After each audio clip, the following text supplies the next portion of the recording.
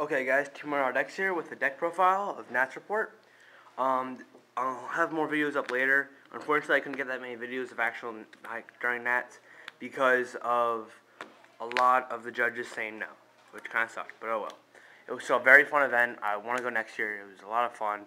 And I ran quick draw with X3 on Saturday, and it's just a great deck. I still love the deck. Quick draw. It's really good. And I played it with 45 cards, made some adjustments, and it's still a really good deck. Never lost a single X-Saber matchup, so I think it's a deck that you could play at Gen Con because there's going to be a lot of X-Sabers there. Bad matchups were, it has an okay Infernity matchup, but that's the only really deck I lost to with quick draw. But I'll do the quick draw deck list later and talk about the matches. But here, I'm going to do a quick deck profile of what I ran Sunday because I was bored. And I love this deck. This is my first time ever trying it out. I learned the deck's ins and outs. I'll get into that later. Here, I'll just do that deck profile real quick. 3 Substitute, 3 Swap Frog, 2 Treeborn, Ultimate, 2 Dupe, and 1 Rowan. For monarchs, you have 3 Caius, 3 Ryza, 1 Thestalos. Tributes, you have 3 Lad, 1 Dark Dust. And then you have 3 Battle Fader, Trago, Gores, Obelisk, and Junk Synchron.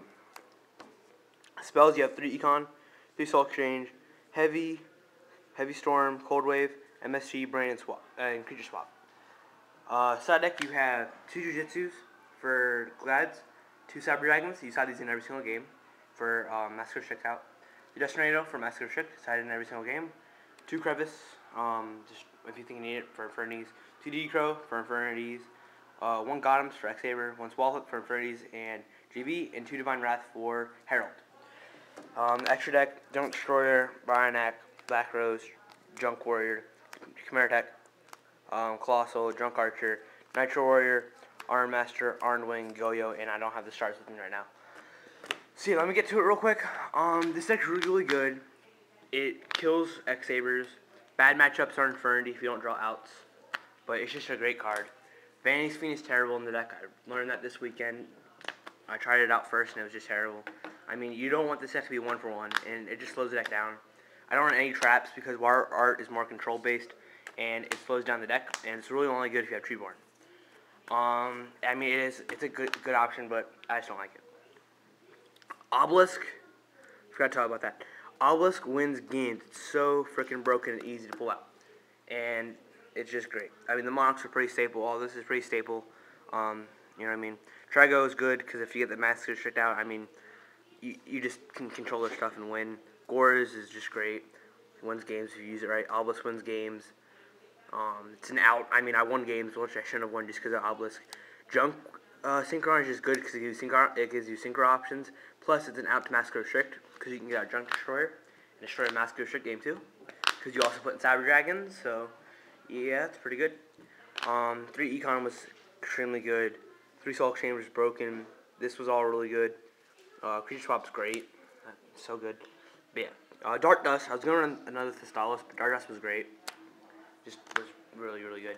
Deck played awesome. Let me get to the matchups. X-Saber matchups pretty simple if you know how to play it right. Caius, their stuff, and then whenever they're out of options, you go Ryza. And then you Cold Wave and go, and then whenever they have like almost no cards in hand and a full backfield, you go Cold Wave and Lad. And that's usually how the games went. Blackwing is a hard matchup.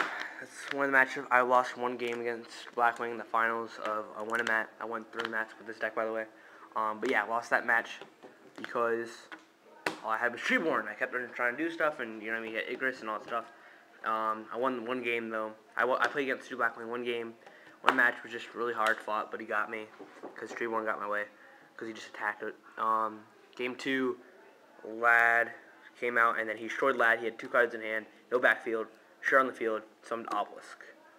You only want to summon Obelisk whenever there's 1 or 2 Klutes in the grave because you don't want him to destroy your Obelisk against that. You don't want to put Obelisk on the field first thing. That is a last resort that you use whenever they've gotten rid of Lad because by that time they use most of the resources. So yeah, this deck's really good. I love this deck. Better than Infernities. I didn't run Infernities. Too much side deck hate. It didn't do that well. I mean, it did all right at the Nats, but I mean, there was not like any in top 16, and only a few in top 32. But it's still a good deck. I mean, it's a good deck because people have to side just for that and put it in the main deck. I mean, any deck that does that is a great deck. 3 Lads was incredible. Just great. Vanity's Fiend, like I said, is terrible. Slows down the deck, and it's usually like a 1-for-1, to be honest. I mean, usually they'll just book it and attack it or whatever. And that's not what this deck's about. This deck is about getting constant advantage each turn, and that'll just hurt you too. I mean, it'll win games sometimes, but I didn't like it. I tried it out though. But this list is just incredible. I'm gonna have quick draw deck profile later, Nats report, and also Salvo Dad, which I saw. So yep, here's another rundown real quick. This deck was amazing. Just a great, has good matchups against just about everything. Just know how to play each matchup. Yep, Team Underdogdecks out. Peace.